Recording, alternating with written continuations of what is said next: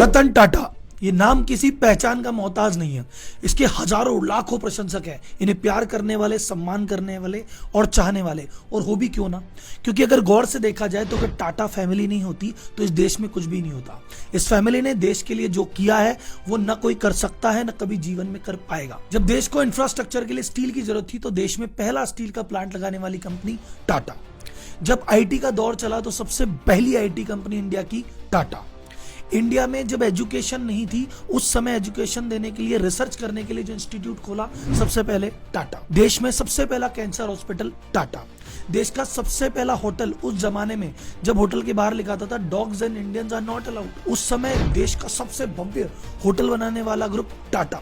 गोपाल कृष्ण गोखले के आजादी आंदोलन में दान देने वाले टाटा और हड़प्पा मोहनजोदड़ो की खुदाई में भी सहयोग देने वाले टाटा।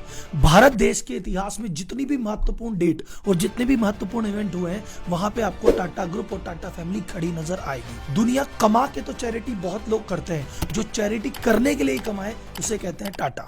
ये वीडियो टाटा फैमिली को एक सलाम है और उनके चरणों में वंदन है, क्योंकि जो उन्होंने देश के लिए किया है उनसे पहले ना कोई कर पाया है, ना उनके बाद कभी कोई जीवन में कर पाएगा। तो अगर आप टाटा फैमिली के फैन हैं, उन्हें प्यार करते हैं, सम्मान करते हैं, तो वीडियो अंत तक देखना। और अगर वीडियो पसंद आए तो इसे एक एक व्हाट्सएप ग्रुप में, एक एक फेसबुक ग्रुप में और एक एक व्यक्ति तक पहुंचाना आपकी जिम्मेदारी है। और आप बोलते हो नहीं टाटा ग्रुप से इतना भी प्यार नहीं है, वीडियो अंत तक देखना, प्यार हो जाएगा। ये मेरा चैलेंज है, ये मेरा दावा है। इसी वादे के साथ करते हैं वीडियो की शुरुआत।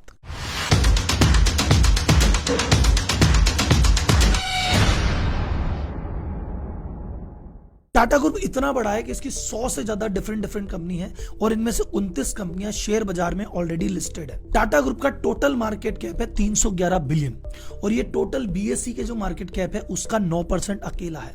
यानी बीएसई पे टोटल 5200 से ज्यादा कंपनियां लिस्टेड है और उनमें से टाटा ग्रुप की 29 कंपनियां मिलकर ही 9% अकेला रखती है। सोचो टाटा की पावर। टाटा ग्रुप तीसरा सबसे बड़ा देश का एम्प्लॉयर है। पहले नंबर पे आर्मी में सबसे ज्यादा लोग हैं, सेकंड नंबर पे रेलवे में है और थर्ड नंबर पे टाटा ग्रुप में सबसे ज्यादा एम्प्लॉय हैं। Total 9,35,000 employ. ये एम्प्लॉय कितने होते हैं? अडानी ग्रुप को मिला लो, अंबानी ग्रुप को मिला लो, आदित्य बिरला ग्रुप को मिला लो, एसबीआई को मिला लो और एचडीएफसी को मिला लो। इन पांचों को मिला के इतने एम्प्लॉय नहीं जितने टाटा ग्रुप के अकेले के हैं। साल 2021-22 में टोटल जो कंपनी का टर्नओवर था वो 10 लाख करोड़ से भी ज्यादा था। आपको लग रहा हो जी टाटा का इतना बड़ा काम है इंडिया में। सर जी, इसका 67% रेवेन्यू इंडिया के बाहर से आता है, 2/3 पैसा। तो बोले राहुल जी इंडिया के बाहर टाटा का है क्या? सर, इंडिया के बाहर 150 से ज्यादा कंट्रीज में टाटा के प्रोडक्ट और सर्विस काम में लिए जाते हैं और 100 से ज्यादा देशों में टाटा के ऑपरेशंस हैं, ऑफिस हैं, एम्प्लॉइज काम कर रहे हैं। 2018 का एक डेटा, इंटरेस्टिंग डेटा शेयर करता हूं। 2018 में टाटा ग्रुप ने जो टैक्स दिया था वो टोटल इंडिया के टैक्स कलेक्शन का 2.25% अकेले था। टोटल टैक्स दिया था उन्होंने 47,195 करोड़ और वो टैक्स कितना था? जितना असम, गोवा, हिमाचल, उड़ीसा की सरकार ने पूरे साल में इकट्ठा किया था, उससे ज्यादा अकेले टाटा ग्रुप ने दिया था। इमेजिन करो स्केल। अब इतना बड़ा भारी डेटा देख के आपके पैर के नीचे से जमीन खिसक गई। सर जी इतना बड़ा है, हमको तो लगा यार होगा छोटा मोटा। सर एक बात बताता हूं आपको, असली जमीन आप खिसकनी चाहिए और इसी बात पे टाटा से ना आपको और मुझे प्यार है। सर इतना बड़ा टर्नओवर होने के बाद और इतना बड़ा ग्रुप होने के बावजूद भी इसका चेयरमैन कभी भी इंडिया का सबसे अमीर व्यक्ति नहीं बना। क्यों नहीं बना? सोचो, क्योंकि रिलायंस अगर इतनी बड़ी है तो उसका मालिक भैया इंडिया का सबसे अमीर व्यक्तियों में आता है। अडानी ग्रुप बड़ा हो रहा है तो गौतम अडानी आता है। उधर अमेजन बड़ी होती है तो जेफ बेजोस का नाम आता है। जब टाटा ग्रुप इतना बड़ा है तो इनके चेयरमैन का नाम क्यों नहीं आता? टाटा फैमिली का नाम क्यों नहीं आता? क्योंकि इन्होंने कहा ये जितना भी पैसा कमाया जा रहा है, जितना भी पूरा ग्रुप है, इसकी ओनरशिप है टाटा सन्स के पास। और टाटा सन्स के जो सबसे बड़े शेयर होल्डर हैं वो कौन है? टाटा फैमिली नहीं, इनकी कोई एक कंपनी नहीं, इनके सबसे बड़े शेयर होल्डर हैं इनकी ट्रस्ट। 28% शेयर है सर दोराबजी ट्रस्ट के नाम पे, 23% है सर रतन टाटा ट्रस्ट के नाम पे, फिर 4% है जेआरडी टाटा ट्रस्ट के नाम पे। कुल मिला के इसके जो ओनर है इन्होंने किसको बनाया? ट्रस्ट को। कि ग्रुप जितना भी पैसा कमाएगा वो भैया जाएगा ट्रस्ट के पास और ट्रस्ट क्या करेगी? उसको भाई सब चैरिटी में खर्च कर देगी। मतलब इसका मतलब ये जितना भी पैसा कमा रहे हैं, ऑपरेशन कर रहे हैं, इसका उद्देश्य घर भरना नहीं है, इसका उद्देश्य समाज के लिए लगाना। हमारे रतन टाटा जी इतने बाद भी अमीर क्यों नहीं है? रतन टाटा के पास टाटा सन्स के कितने शेयर हैं? Can you imagine? 0.83। 1% से भी कम शेयर है रतन टाटा के पास पूरे टाटा सन्स का। इसीलिए टाटा लव है हमारा। तो बात करते हैं टाटा की कंपनी के इतिहास की कि यह 152 साल पहले 1868 में कंपनी चालू हुई, किसने चालू की, क्या किया और क्या हुआ, और इन्होंने देश को कब कब क्या क्या दिया। तो सर एक बार मेरे चैनल पे सब्सक्राइबर कितने उस पर नजर डालिए, लगभग 3.5-4 लाख के आसपास होंगे। लेकिन ये जो टाटा की स्टोरी है डिजर्व करती है कम से कम 1 मिलियन सब्सक्राइबर। तो प्लीज अगर आपने अभी तक चैनल को सब्सक्राइब नहीं किया है तो सब्सक्राइब कर देना, क्योंकि ये टाटा ग्रुप की टोटल 12 कहानियां मैं सुनाने वाला हूं। आज पहली वीडियो है, इसके बाद टाटा ग्रुप की 11 कंपनियों पे वीडियो आने वाला है। तो ये पूरी सीरीज को 1 मिलियन से ज्यादा व्यू हर वीडियो पे चाहिए, तो भैया चैनल को सब्सक्राइब करना और जितने भी व्यू हैं उसको बढ़ाते चलना। अब करते हैं वीडियो की शुरुआत। तो अगले 4 मिनट में आपको बताने वाला हूं पीढ़ी दर पीढ़ी की भैया जब जमशेदजी टाटा चेयरमैन थे उन्होंने अपनी जिंदगी में क्या क्या चीज की, भारत को क्या क्या दिया। फिर जब दोराबजी टाटा आए तो उन्होंने क्या क्या दिया। फिर जब JRD टाटा आए उन्होंने क्या क्या दिया। और लास्ट में रतन टाटा जी हैं तो उन्होंने क्या क्या चीजें दी। तो एक एक करके सभी पॉइंट पे अपन करेंगे चर्चा। तो सर जी बात चालू करते हैं जमशेदजी टाटा से। जमशेदजी टाटा को कहते हैं फादर ऑफ इंडियन इंडस्ट्री, भारतीय उद्योग के पिताजी। चालू ही उन्होंने किया, वो न होते तो भाई साहब पता नहीं भारतीय उद्योग कितने साल बाद चालू होता। इनकी जीवन गाथा कभी और, अभी मैं इनकी अचीवमेंट्स की बात करता हूं, इन्होंने क्या क्या किया। सन 1874 में इन्होंने एक टेक्सटाइल मिल की शुरुआत की जिसका नाम था इंप्रेस मिल। उस मिल के बारे में, ये लेजेंडरी मिल कैसे है, क्यों, उस समय तक जब लंदन में टेक्सटाइल के काम चला करते थे वहां के मजदूर भी बहुत दयनीय स्थिति में रहते थे। मतलब भाई साहब 16 घंटे 18 घंटे काम कर रहे हैं, कोई छुट्टी नहीं है, कुछ भी नहीं है, शोषण हो रहा था। तो इंडिया में तो बात ही छोड़ दो, इंडिया में भी शोषण हो रहा था। इन्होंने कहा नहीं यार ये बात गलत है। इन्होंने इंडिया में नहीं वर्ल्ड में पहली बार PF का सिस्टम चालू किया। ये जो प्रोविडेंट फंड देना इन्होंने चालू किया। इन्होंने भाई साहब इंश्योरेंस कराना चालू किया। इन्होंने स्पोर्ट्स डे मनवाया, इन्होंने फैमिली डे बनवाया।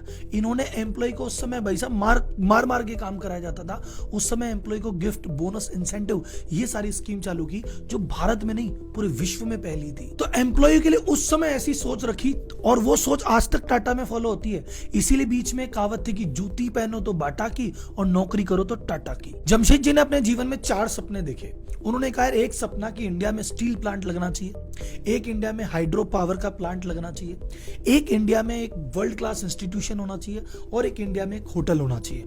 और चारों सपनों पे इन्होंने अपना काम चालू किया। सबसे पहले बात करते हैं स्टील प्लांट की।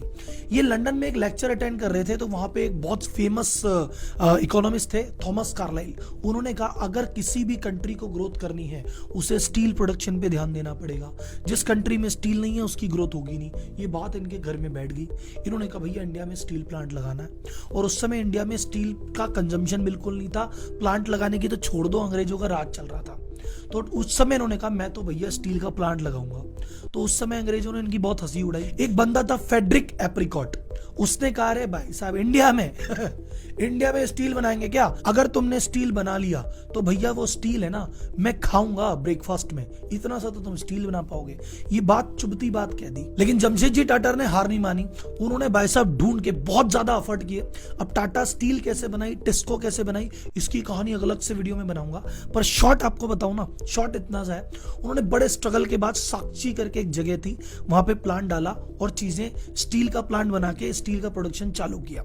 और स्टील का प्रोडक्शन 1912 के आसपास इन्होंने चालू किया था और 1914 में वर्ल्ड वॉर की शुरुआत हो गई। अब वर्ल्ड वॉर की जब शुरुआत हुई तो भैया उनको युद्ध लड़ने के लिए टैंकों की जरूरत हुई, स्टील की जरूरत हुई। और वो जो स्टील था वो इंग्लैंड ने भैया टाटा के यहां से मंगाया। और जो टाटा का स्टील इतना ज्यादा मजबूत था कि युद्ध में भाई साहब गोले पड़ते थे पर टैंक के कुछ नहीं होता था। और उन टैंकों की मदद से ब्रिटिश ने वो वर्ल्ड वॉर जीता। और वर्ल्ड वॉर जीतने के बाद जब वो वापस आए तो उन्होंने कहा भैया कहां से आया था स्टील? बोले टाटा के प्लांट से। तो टाटा के प्लांट पे वहां पे पहुंचे वाइसरॉय और उन्होंने कहा भैया इतना महान काम किया है तो ये साक्षी जो विलेज है इसका नाम चेंज करके जमशेदपुर किया, जमशेद जी के नाम पे। दूसरा जमशेद जी का सपना था कि भैया एक होटल बनना चाहिए वर्ल्ड क्लास। ये इंडियन और भाई साहब डॉग्स नॉट अलाउड इनके बात चुप गई थी, तो इन्होंने बनाया ताज होटल जो भी आज भी भारत का बहुत बड़ा प्राइड है। तीसरी चीज इन्होंने कहा था भैया मुझे बनाना है एक शानदार एजुकेशन इंस्टीट्यूट जहां पे रिसर्च हो सके और आगामी जो बिजनेस करना चाहता है या पढ़ना चाहता है तो वहां पे आके सीख सके। तो इंडिया का फाइनेस्ट लर्निंग इंस्टीट्यूट बने, उसके लिए उन्होंने कहा कि उस समय उन्होंने 8,000 पाउंड, जो कि उस जमाने के आज के 100 साल पहले 1.25 लाख रुपए का दान किया था। आज भी कोई इंडियन 11,000 का भी दान करता है ना, तो फेसबुक पे पहले फोटो लगाता है कि देखो 11,000 दिए। उन्होंने उस समय 1.25 लाख रुपए का दान किया था। फिर उन्होंने मैसूर के महाराजा से बात की, उन्होंने 5 लाख रुपए दिए मैसूर के महाराजा ने, और कहा 50,000 सालाना दूंगा। लेकिन फिर भी उसके लिए भैया पेमेंट व्यवस्था नहीं हो पा रही थी। तो जमशेदजी टाटा ने 17 बिल्डिंग बेची अपनी इस प्रोजेक्ट के लिए, जो कि चैरिटी का प्रोजेक्ट है, इनको बना के कमाना नहीं है, बस लगाना है। 17 मुंबई में अपनी बिल्डिंग बेच के इस प्रोजेक्ट को फंड किया। 1892 में, उस समय भैया हायर स्टडीज, इंडिया में एजुकेशन का ज्यादा कुछ था नहीं, हायर स्टडीज करनी है तो इंग्लैंड जाना पड़ता था। इंग्लैंड जाने के लिए इंडियन बच्चों को कौन पैसे देगा? इन्होंने कहा मैं। और उस समय इन्होंने टाटा फाउंडेशन से स्कॉलरशिप देनी चालू की, और कई भारत के शुरुआत, जैसे KR नारायणन भारत के जो राष्ट्रपति थे, कई भारत के हाई कोर्ट के चीफ जस्टिस, ये उनसे स्कॉलरशिप लेके उस समय पढ़ने गए थे। चौथा सपना था एक हाइड्रो इलेक्ट्रिक पावर प्लांट बनाएंगे, जो इन्होंने कंपनी बनी बाद में टाटा पावर के नाम से। अब दुख की बात एक रही कि इनके सपने जो सारे थे, इन्होंने अपने जीवन काल में सबकी नींव डाल दी थी, पर पूरे नहीं हो पाए। जमशेदजी टाटा अपने सामने बस होटल का निर्माण देख गए थे, बाकी इलेक्ट्रिक का काम चालू हुआ था, स्टील का काम चालू हुआ था। ये जितने भी काम चालू हुए थे उसको कंप्लीट किया इनके बेटे दोराबजी टाटा ने। तो जो प्लांट कंप्लीट हुआ था वो इनके बेटे ने ही कराया था, पावर का प्रोजेक्ट इनके बेटे ने ही किया था। और उस प्रोजेक्ट के लिए जब इनके बाद बहुत ज्यादा क्राइसिस आ गया था, इन्होंने अपने पत्नी के गहने तक गिरवी रखे। तो इनकी पत्नी के पास एक डायमंड था जो कोहिनूर से भी ज्यादा महंगा था, उसको उन्होंने गिरवी रख के ये प्रोजेक्ट्स कंप्लीट करवाए। ब्रिटिश राज में जो IAS की पोस्ट हुआ करती थी, आज की रेट में जो IAS की पोस्ट है वो ब्रिटिश राज में इंडियंस के लिए थी नहीं, वो 1924 में जाके इंडियंस के लिए ओपन हुई कि अब इंडियंस भी IAS बन सकते हैं। लेकिन उसके लिए भैया इंग्लैंड जाके ट्रेनिंग लेनी पड़ेगी, उसके जाने के पैसे किसी के पास थे नहीं। तो दोराबजी टाटा ने उसको भी स्पॉन्सर किया। एक समय पे जितने भी भारतीय IAS थे उनमें से 20% IAS वो थे जो टाटा ने फंड करके बनाए थे। देश का पहला इंडस्ट्रियल बैंक इन्होंने खोला था, टाटा इंडस्ट्रियल बैंक। बाद में इसको सरकार ने एक्वायर कर लिया और सेंट्रल बैंक ऑफ इंडिया उसका नाम रखा। देश की पहली insurance company new India insurance company इन्होंने चालू की थी, फिर सरकार ने इसको भी नेशनलाइज करके खुद की बना लिया। सर दोराबजी टाटा के कोई बेटे नहीं थे, तो इन्होंने अपनी जितनी भी संपत्ति थी लास्ट में एक ट्रस्ट बनाई, सर दोराबजी टाटा ट्रस्ट, और उन्होंने कहा सारी संपत्ति ट्रस्ट को दान कर दी। और वो ट्रस्ट आज की डेट में जो मैंने आपको बताया था ना, टाटा सन्स में हाईएस्ट शेयर होल्डर इन्हीं का ट्रस्ट है। इसके बाद जमशेदजी के दूसरे बेटे थे, इनका नाम था रतन टाटा। ये दोराबजी के भाई थे, ये वाले रतन टाटा नहीं जिसको हम जानते हैं, दूसरे रतन टाटा थे। उनका बिजनेस में बहुत ज्यादा योगदान नहीं था। वो कहते थे यार बिजनेस ठीक है कर लेंगे, दोराबजी की मदद कर लेते थे।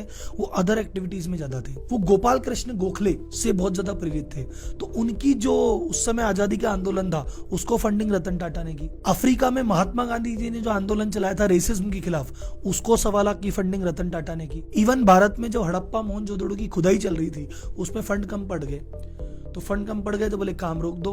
तो वो सभ्यता जो आज हम कहते हो ना कि भारत इतनी प्राचीन सभ्यता है, वो होती ही नहीं। तो रतन टाटा जी ने उसके लिए भी फंड रिलीज किए। इनकी भी जो टोटल संपत्ति थी, इन्होंने एक ट्रस्ट बनाई सर रतन टाटा ट्रस्ट, उसके नाम की, और इनके जाने के बाद इन्होंने फैमिली को कुछ नहीं दिया, सब कुछ ट्रस्ट को देके गए। अब हम बात करेंगे टाटा ग्रुप के सबसे क्रांतिकारी लीडर के बारे में, जिसने पूरे टाटा ग्रुप को आज जिस रूप में आप टाटा ग्रुप को देख रहे हो उस रूप में लाने वाले व्यक्ति के बारे में, उस व्यक्ति के बारे में जिसको भारत सरकार ने भारत रत्न का पुरस्कार भी दिया है। और इससे पहले अपन आगे बढ़े, उससे पहले मैं आपको एक मैसेज देना चाहूंगा जो टाटा ग्रुप से हमको सीखने को मिलता है कि भैया बिजनेस हमेशा खुद के लिए नहीं किया जाता।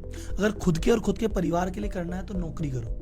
जब व्यापार कर रहे हो तो व्यापार जब कर रहे हो तो आपकी जिम्मेदारी है कि कस्टमर की लाइफ सुधरे, वेंडर की लाइफ सुधरे, एम्प्लॉय की लाइफ सुधरे, आप गवर्नमेंट को कुछ कंट्रीब्यूट करो और आप जो कमा रहे हो उसको चैरिटी करो। बिजनेसमैन करने का मतलब है आपको 10 व्यक्तियों के काम आना, और ये टाटा फैमिली से ज्यादा हम कहीं से नहीं सीख सकते। और इन्हीं से इंस्पायर होकर मेरा भी एक मिशन है कि भैया बिजनेस हमेशा इस मेंटेलिटी से करना चाहिए। और अगर आपको लगता है कि राहुल जी देखो हम बिजनेस कर तो रहे पर उससे दाल रोटी चल रही है, भैया हम भी चाहते हैं दुनिया के लिए, समाज के लिए, एम्प्लॉय के लिए कुछ करें, पर हमारा पूरा ही नहीं हो रहा, हम कैसे करें? तो भैया हो सकता है व्यापार में कोई गलती कर रहे होंगे, कुछ ऐसी गलती है जो आपको बड़ा होने से रोक रही है। तो आखिर व्यापारी ऐसी क्या गलती करता है कि बिजनेस में अटक जाता है, और क्या चीज ऐसी करें जिससे आप अपने घर परिवार से निकल के बड़ा काम कर पाए और नेक्स्ट लेवल पे जा पाए। एक व्यापारी की जिंदगी ना जिए, एक सीईओ की जिंदगी जिए।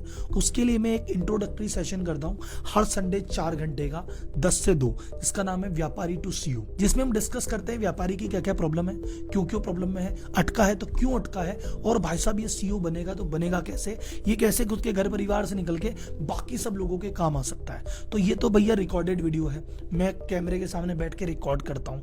आप चाहते हो कि राहुल जी आपके साथ बैठ के मस्ती करनी है लाइव और नॉलेज लेनी है 4 घंटे, तो भैया इस संडे पधारो, नीचे लिंक दिया गया है डिस्क्रिप्शन में। आप बिजनेस करते हो तो आपको मस्ट करना है, और बिजनेस करने की आपने सोची भी है तो भी इस क्लास को एक बार ट्राई करना। यू विल रियलाइज कि भाई साहब क्या होता है बिजनेस। तो जो क्रांतिकारी व्यक्ति हैं जिनको भारत रत्न मिला है, जिन्होंने टाटा ग्रुप को टाटा ग्रुप बनाया है, इनका नाम है जहांगीर रतन दादाभाई टाटा। अब ये जो रतन दादाभाई टाटा है वो वाले रतन टाटा नहीं है, ये इनके कजन्स में दूसरों के भाई है। मतलब इनकी पूरी जर्नी में 3 रतन टाटा है। हमारे वाले जो है वे अलग है सबसे, ये ऊपर वालों की बात हो रही है, ठीक है। तो अभी छोड़ो कौन किसका बेटा है, अपन मुद्दे पे आते हैं। तो जब जेआरडी टाटा को, जहांगीर टाटा को सत्ता मिली, टाटा ग्रुप मिला, उसकी वैल्यूएशन थी $101 मिलियन। और जब ये रिटायर हुए थे, जब इनके हाथ से सत्ता गई थी, जब इन्होंने सत्ता रतन टाटा हमारे अभी वाले को सौंपी थी, तब तक इन्होंने जो उसका टर्नओवर पहुंचाया था वो बनाया था 5 बिलियन। यानी इनकी लीडरशिप में टाटा ग्रुप 50 गुना बढ़ा। जब इन्होंने टाटा ग्रुप संभाला था 14 कंपनियां थी, जब इन्होंने टाटा ग्रुप रतन टाटा के हवाले किया तब तक 95 कंपनियां कर चुके थे। टाटा मोटर्स इनके नेतृत्व में चालू हुई थी। टीसीएस जो गहना है टाटा ग्रुप का, इनके नेतृत्व में चालू हुआ था। एंड सबसे इंपॉर्टेंट जो भी कुछ समय पहले खबरें रही, एयर इंडिया इन्होंने चालू की थी। इनको फ्लाइट का बड़ा शौक था, इंडिया की पहली एयरलाइन इन्होंने भारत को दी थी। इस सरकार ने उसका राष्ट्रीयकरण कर लिया और फिर रतन टाटा ने इतने सालों बाद चक्कर वापस घुमा के वापस टाटा ग्रुप के अंडर लिए। अभी आपके मन में बहुत जिज्ञासा होगी कि राहुल जी यार भाई साहब इसके बारे में और बताओ, उसके बारे में और बताओ। अभी अपन बात करेंगे रतन टाटा के बारे में, बट उससे पहले आपको एक चीज बता दूं, ये वाली वीडियो सिर्फ टाटा ग्रुप का इंट्रोडक्शन थी कि इन्होंने भारत को क्या क्या दिया है। एक एक कंपनी के बारे में चर्चा करूंगा। अगला वीडियो में जल्दी लेके आ रहा हूं तनिष्क पे, इसके बाद बात होगी टीसीएस पे, टाटा मोटर पे, एयर इंडिया पे, इंडिका पे, नैनो पे, टाटा स्टील पे, टाटा पावर पे, टाटा ग्रुप की हर मेजर कंपनी के बारे में डिटेल में बात करेंगे। कब बनी, किसने बनाई, क्या चैलेंज था, बाद में क्या हुआ, वेंडर कैसे संभालते हैं, कस्टमर कैसे संभालते हैं, मार्केटिंग कैसे करते हैं, इस कंपनी का अंदर बाहर ऊपर नीचे सब करके देगा रे तुमको राहुल। अभी बात करते हैं रतन टाटा के बारे में। रतन टाटा जी जो आए, इन्होंने अपने करियर की शुरुआत की थी नेल्को से। इनकी जीवन कहानी कभी और बताएंगे, बट इनको मैं मानता हूं कि ये थे एक्विजिशन किंग। इन्होंने भाई साहब जो चीजें खरीदी है, क्योंकि अब तक जो टाटा ग्रुप ऑपरेट कर रहा था ये सरकारी कंट्रोल में कर रहा था। ये जब बने थे तब तक 91 का लिबरलाइजेशन हो चुका था और मार्केट में खतरनाक कंपटीशन आ गया था। उस कंपटीशन में इन्होंने टाटा टी में इन्होंने टेटली खरीद लिया, इन्होंने टाटा स्टील में कोरस खरीद लिया, अभी लेटेस्ट इन्होंने भाई साहब लैंड रोवर और जगुआर खरीद ली। इन्होंने बनाई थी इंडिका जो देश में निर्मित पहली सबसे बड़ी कार थी।